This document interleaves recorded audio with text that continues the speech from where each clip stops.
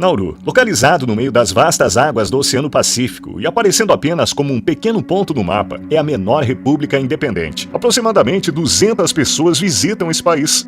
Comecei essa jornada chegando ao aeroporto de Istambul 3 horas mais cedo. Primeiro peguei um voo de 13 horas e meia para São Francisco. Depois de uma escala de 7 horas, peguei outro longo voo de 13 horas para Nadi, nas Ilhas Fiji, e esperei novamente em uma escala de 7 horas. Com quase 75% de seus assentos desocupados, o voo para Nauru de Nadi levou 4 horas e meia para chegar. E a minha jornada interminável de 48 horas finalmente chegou ao fim. Esse é o país menos visitado do mundo. Mesmo os países mais próximos estão a milhares de quilômetros daqui. Assim que desembarco na ilha, preciso aguardar o próximo voo de partida, agendado para quase uma semana depois. Viajar por mar também não é uma opção. Nauru é cercada por enormes recifes de coral, impedindo que grandes navios se aproximem da costa. Os moradores desta ilha isolada tinham tanta riqueza que nem sabiam o que fazer com ela. Rica em depósitos de fosfato, em 1975, Nauru se tornou o país com o maior PIB per capita do mundo, levando em conta a taxa de inflação atual. Onde não é possível cultivar frutas e legumes, os alimentos processados e gordurosos se tornaram o padrão. No topo das estatísticas globais, Nauru é reconhecida pela Federação Mundial de Obesidade como o país mais obeso do mundo,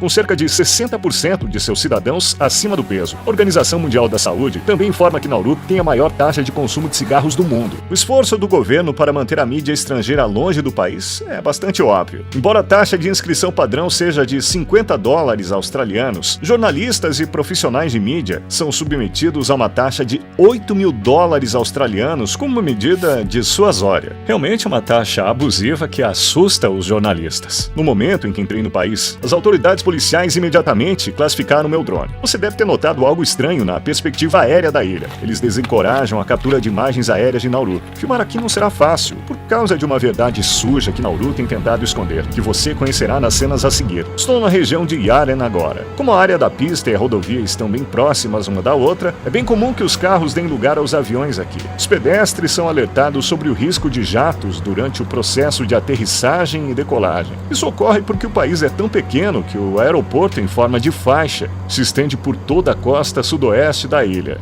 E esse aqui é o aeroporto. Se eu quiser entrar nele, basta pular uma cerca. E é isso, fácil, né? A área total da ilha é de apenas 21 km². Leva no máximo 20 minutos para dirigir por todo o país de carro. E cada viagem retorna ao seu ponto de partida, pois há apenas um anel viário, o que é pouco. A polícia está em patrulha o tempo todo. Como não quero chamar atenção, entrei em contato com a única agência de turismo do país e começarei a explorar a ilha com guia. Segundo a agência, apenas 1 ou 2 turistas chegam à ilha por mês. Portanto, os números reais são muito menores dos que os declarados na internet.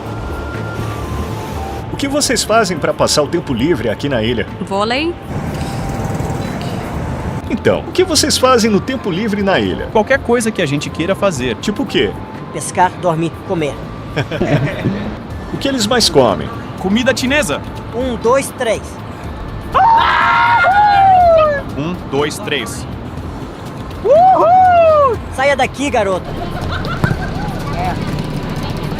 Embora não seja frequentemente visitada por turistas, Nauru tem sido a parada favorita para as aves migratórias há séculos. Embora se acreditasse que a ilha tivesse recursos limitados, seu solo continha um tesouro chamado guano, feito de excrementos de pássaros e micro-organismos marinhos. Em 1899, o geólogo alemão Albert Ellis descobriu que este planalto tinha reservas de fosfato de alta qualidade, tão valioso quanto o ouro. O fosfato é uma matéria-prima que aumenta a produtividade na agricultura e durante a Primeira Guerra Mundial, a Austrália rapidamente anexou e transformou Nauru em um campo de mineração no exterior. Exceto pela breve ocupação do Japão em 1942, o fosfato extraído foi vendido ao mundo por anos a preços extremamente baixos. Alguns idosos afirmam que, nesta cela, os japoneses costumavam reunir pessoas em pilhas, fechavam-nas, derramavam gasolina pelo teto e então as incendiavam, aqueles que não queriam trabalhar para eles. Esta ferrovia, que o tempo está prestes a apagar, foi construída em 1907 para transportar minério de fosfato do interior para o porto na costa oeste. Quando Nauru conquistou a independência em 1968, cerca de 35 milhões de toneladas cúbicas de fosfato haviam sido extraídas de suas praias. É difícil de acreditar, mas no século passado, as frutas e vegetais que chegaram às mesas de muitas pessoas em todo o mundo foram cultivados com o fosfato extraído do solo desta pequena ilha. Depois de ganhar a independência, Nauru obteve uma riqueza significativa, e muitos nauruanos, cujas terras seriam usadas para a mineração de fosfato, pararam de trabalhar aguardando o dia de se tornarem milionários. Milhares de trabalhadores da China e de outras ilhas do Pacífico foram recrutados para realizar trabalhos árduos nas condições adversas e quentes das minas de fosfato. Nauru tinha uma renda per capita oferta de cerca de 176 mil dólares até o ano de 1975, enquanto na principal economia do mundo, os Estados Unidos, eram cerca de 44 mil dólares. Corrigindo seus valores para a atualidade, Nauru conseguiu estabelecer um estado de bem-estar social, onde não havia impostos. Educação, transporte, serviços de saúde e até mesmo moradia foram fornecidos gratuitamente. Eu via minha avó sair do banco com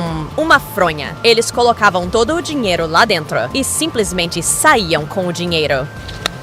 Eles gastaram tudo. Ouvi dizer que uma vez um policial comprou um Lamborghini, não conseguiu entrar nele, ou ficou muito apertado e jogou fora. É verdade isso? Sim, isso é verdade. Ondas grandes? Alguns carros são comprados apenas para decoração. Quando os nauruanos de repente ficaram ricos, um frenesi de consumo começou, e esta pequena ilha foi preenchida com os mais recentes modelos de carros. Ao longo da estrada, nos deparamos com uma coleção de carros de luxo do passado abandonados. Cadillacs, Jeeps, Land Rovers. Estes são apenas alguns dos veículos que os residentes da ilha usaram para corridas e diversão nesta estrada. É quase como um cemitério de carros aqui. A camada de ferrugem neles indica quão distantes estão seus dias de glória. Desde que cheguei, os nativos têm me avisado para tomar cuidado com os pitbulls abandonados que vagam pelas ruas. Anteriormente, uma raça bastante apreciada, alguns residentes da ilha adotaram esses cães com entusiasmo, apenas para depois abandoná-los nas ruas. Junto com os cães, mais animais que não estavam originalmente presentes em Nauru também foram trazidos ao longo do tempo. Gatos, galinhas e porcos são animais que a população local começou a criar relativamente há pouco tempo. Quando os mineiros arrancaram as árvores e escavaram o solo fértil, todos os organismos vivos foram prejudicados. O solo não é adequado para agricultura nem construção. E agora eles enfrentam consequências terríveis desse problema. O terreno de Nauru é cheio de covas, algumas com até 15 metros de profundidade, e picos de calcário, que se estendem do centro da ilha até as áreas costeiras. Nenhum produto agrícola pode prosperar nessa terra estéril com seu alto nível de acidez. Os nauruanos dependem de alimentos enlatados altamente processados do exterior, principalmente importados da Austrália, para se sustentar. A expectativa média de vida do povo de Nauru é de 64 anos. Uma dieta de baixa qualidade fez Nauru manter o título de nação mais obesa do mundo por anos. Há 150 anos, essa ilha, quando ainda não havia sido descoberta pelo Ocidente, era autossuficiente. Mas agora eles terceirizaram tudo. 97% dos homens e 94% das mulheres estão acima do peso ou são obesos. O problema da obesidade em Nauru é como uma epidemia. Nas ruas, nos restaurantes, nos mercados, vejo pessoas lutando contra o excesso de peso. Em uma população onde 45% sofre de diabetes, as amputações são comuns. Há cartazes de conscientização em todo o país. As prateleiras das lojas estão vazias, como você pode ver. Os produtos são importados a cada 6 semanas. É um luxo ter frutas e vegetais frescos na ilha. Uma couve-flor custa 18 dólares australianos. E uma melancia custa 61 dólares australianos. Muitos aqui gostam de consumir produtos de carne que os países ocidentais se recusam a vender ao seu próprio povo e os comercializam como caudas de peru para os nauruanos. Essa parte do animal, que tem 75% de gordura pura, não é nada nutritiva.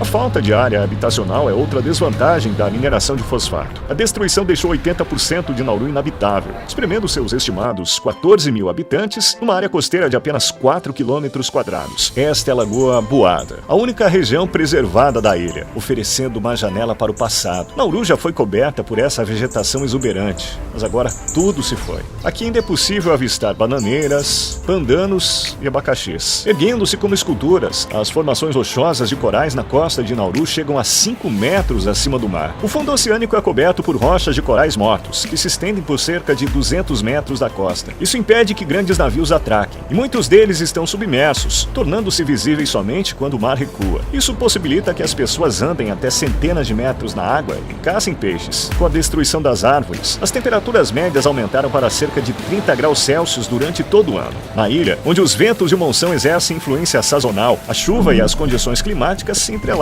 No entanto, Nauru carece de rios ou córregos. Os moradores têm acesso limitado à água doce. O país produz 2 milhões de litros de água potável diariamente, tratando a água do oceano usando osmose reversa nessas usinas de dessalinização. Um lago subterrâneo chamado Mokawel. Encontrar a entrada desta caverna sem a ajuda de um morador local é um desafio, pois sua entrada é bastante estreita. Em tempos de guerra, o povo de Nauru usava este lugar tanto como abrigo quanto para acessar água potável. Está cheio de latas e cacos de vidro. Este lago subterrâneo não é mais um suprimento confiável de água potável. Qual era a religião antes do cristianismo?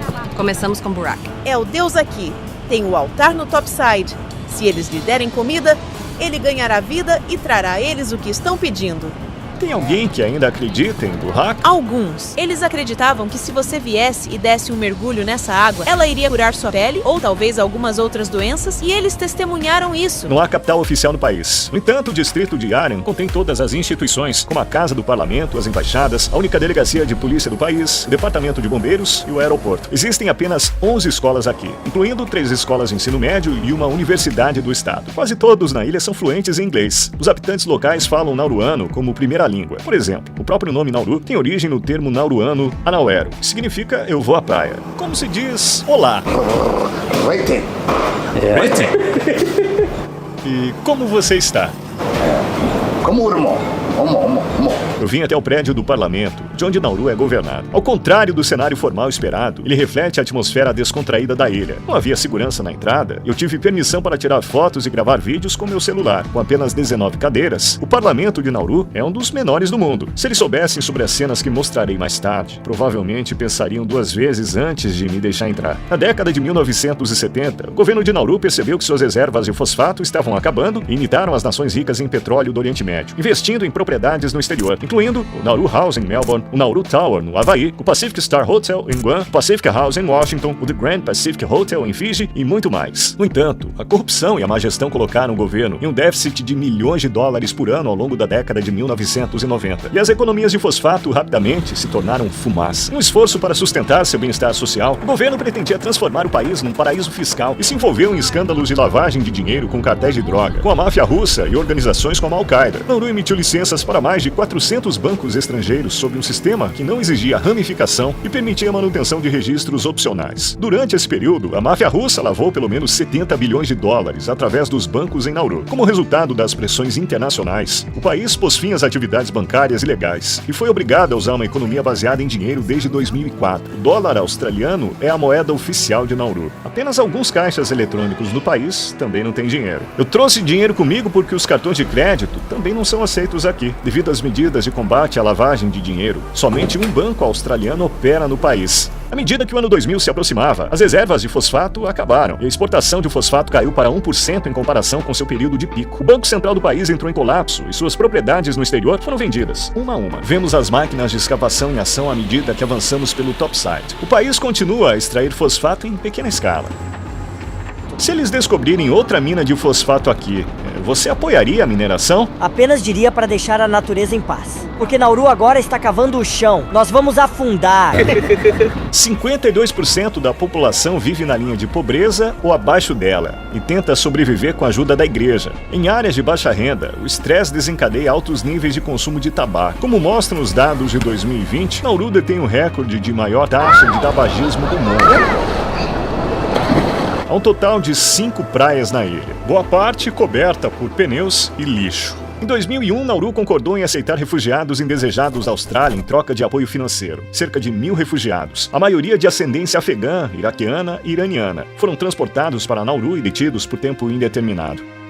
No topside, foram feitos 3 campos de refugiados. As pessoas foram forçadas a ficar em tendas de plástico durante anos, sob o sol escaldante, sem acesso à água limpa. Muitos tentaram escapar das condições desumanas e miseráveis e de um futuro incerto, acabando com suas próprias vidas. Os que mais sofreram com essa situação foram as crianças, que eram a maioria nos acampamentos. A Austrália estava gastando uma média de 550 milhões de dólares por ano para manter esses acampamentos. Em outras palavras, o governo de Nauru teve um lucro de 50 mil dólares para cada refugiado mantido em cativeiro na ilha. Ao tentar chegar a essas áreas ocultas, de repente surgiram barricadas em meu caminho. Eles bloquearam todas as estradas que levavam aos acampamentos localizados em 3 pontos diferentes no topside. Mas encontrei uma maneira de fotografar do lado de fora. Por cerca de 2 décadas, esses acampamentos testemunharam inúmeras vidas perdidas devido à negligência médica, acidentes e suicídio. Relatórios recentes indicam que esses lugares agora não estão completamente sozinhos. No entanto, os moradores locais não têm conhecimento sobre esse assunto. Atualmente, Nauru está contando os dias para se envolver numa mineração em alto mar em colaboração com a Metals Company, sediada no Canadá. Seu plano é extrair pedras polimetálicas, que crescem apenas alguns milímetros por milhão de anos. Essas pedras, contendo metais como cobalto, níquel, cobre e manganês, encontrados em baterias, serão a fonte de energia do futuro próximo. Os cientistas alertam que essas operações de mineração colocam a vida marinha em risco e poderiam potencialmente reduzir a capacidade do oceano de absorver carbono e acelerar as mudanças climáticas. A ilusão da súbita riqueza que Nauru experimentou no final dos anos 1900 1960 levou uma geração a não compreender a importância do trabalho e da educação. O governo não fez planos futuros e esgotou todos os recursos da nação. Parece quase impossível construir um futuro melhor aqui sem a motivação, habilidades e conhecimentos necessários. Esta pequena ilha, marcada por feridas incuráveis, serve como um resumo do que ocorre em todo o mundo. É uma lição que a humanidade